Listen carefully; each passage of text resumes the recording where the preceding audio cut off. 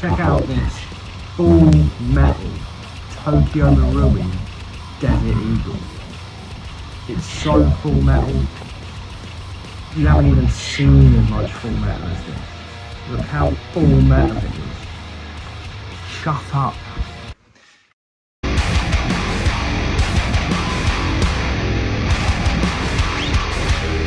Thanks for checking out this video. This is the Tokyo Marui Desert Eagle Chrome Stainless. This is something I've wanted in my collection for quite a while now, and I'm so happy with it. So I actually got this in a trade. I traded one of my high cappers, the one that's like a staccato bottom and a Springfield 1911 upper. Traded that for this with a guy on Airsoft forums, UK. He was very happy with that, so I was pleased about that. And then I got to use this at a weekend event over the weekend. I took 3 pistols with me, one of these, my Tokyo Marui Chrome Beretta, and my Tokyo Marui PX4. I didn't even touch the other 2. I was on this all weekend. Got some cool kills with it as well, and yeah, it's absolutely fantastic. So I just wanted to go over it, my opinion on it really. Quick, not review because I've not had it for very long, obviously, but just first impressions really, and a proper first impressions because I've played a game with it and it was cool. So the first thing I want to go over is the finish. So the finish, some people do mistake it for being a metal pistol. Obviously Tokyo Marui don't make metal pistols. If you didn't understand the start of this video, that was sarcasm. When I've seen a lot of like old videos on YouTube of American reviewers that are like, it's full metal, and it's not. And then there's loads of comments like, oh, have you got a body kit on that thing? Like, I didn't know it was, you could get one that was full metal. And the guy's like, no, it's just full metal. And it's like, no, it's not, you fucking idiot. Tokyo Marui pistols are all plastic. They're NGRS guns and they're gas guns. They're metal. I don't know why they can be made of metal, but the pistols can't. But the pistols, gas pistols, are all plastic. Obviously there's working parts, there's internals and like the moving bits and bobs of safety, the hammer, the slide catch and the trigger and the magazine, and the internal parts, they're metal, but it's plastic. It's very, very, very convincing. Another thing I just wanted to like reiterate is that in a lot of other videos I've seen, the reviewer, the YouTuber, kind of just highlights that it's a very nice paint job, but then goes on to say, with a bit of a negative approach, that it is just plastic. I just wanted to reiterate and highlight just how good it actually is. Fingerprints mark it. It's quite cold to touch most of the time. It's pretty damn convincing. The video, the camera, and pictures can't actually pick up just how good it is. It's a very, very nice, very even, sort of almost chrome plating type finish. So it isn't until you get very, very up close to it and see the sort of metallic flakes in the paint that it is sort of given away that it is plastic with a paint finish. But it is a very, very, very well done. If you're on the fence about buying one of these because it's plastic, I was for a little bit, but I kind of got over it when I held one and felt the weight of it, and the weight combined with the look and the sort of the metal trigger that you touch and the metal hammer that you touch, and that the finish does get cold to touch, definitely outweighs the fact that it is plastic. Now this thing has a few giveaways, but when you first pick it up and feel it, it's like kind of cold to touch. When you first pick it up and feel it, you're like, whoa, that is a big hunk of metal. But it's not, it's plastic, it's plastic. Now, it's really, really nice paint. It does mark like metal, like your fingerprints on it. Like, if I can pick it up, I'll get some better like close-up footage. But like it reacts to the oil in your skin and light like chrome plating does. It's very reflective, very even, It's a very, very nice finish. It could fool most people, but then it retains all the benefits that Tokyo Marui plastic pistols have, and that's that they're incredibly snappy, incredibly efficient, and outperform most things. Throw the magic Tokyo Marui fairy dust that they have in the hop-up into the equation, and you've got a pretty unbeatable pistol. Finish is mostly very, very good, and I say mostly because if the light picks it up, you can see a seam like the one down the underside of your penis, and it goes all the way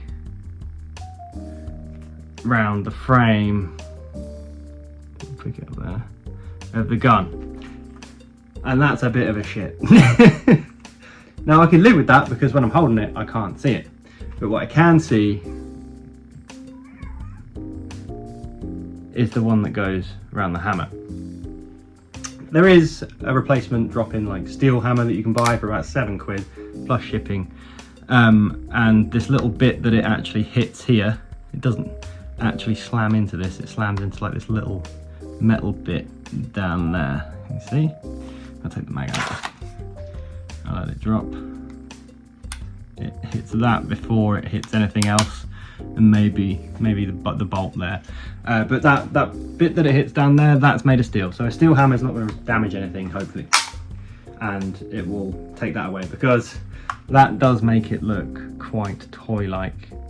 The finish on that isn't as even, it's kind of warped, and it makes it takes that illusion away. I can look past that for now. I can replace that. I'm not too bothered about the underside seam because I can't see it when I'm holding it. Now, put the mag in, and this has a great heft. This is a newer one. I'm not sure what batch or anything it is, but it is definitely a newish one.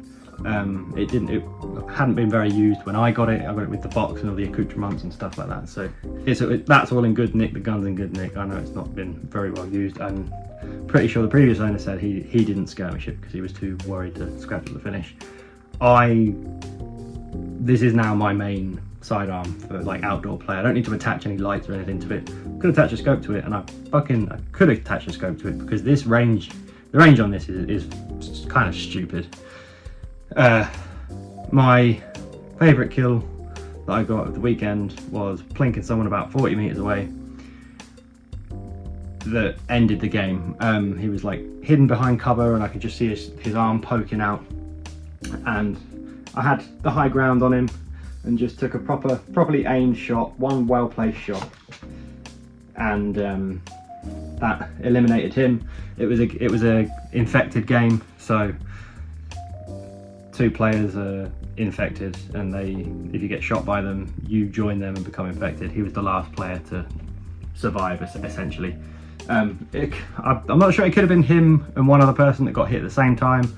I'm not going to definitively claim that hit. Cat's going berserk. I'm not going to definitively claim that hit ended the game, but from my point of view it did, so we'll say it did.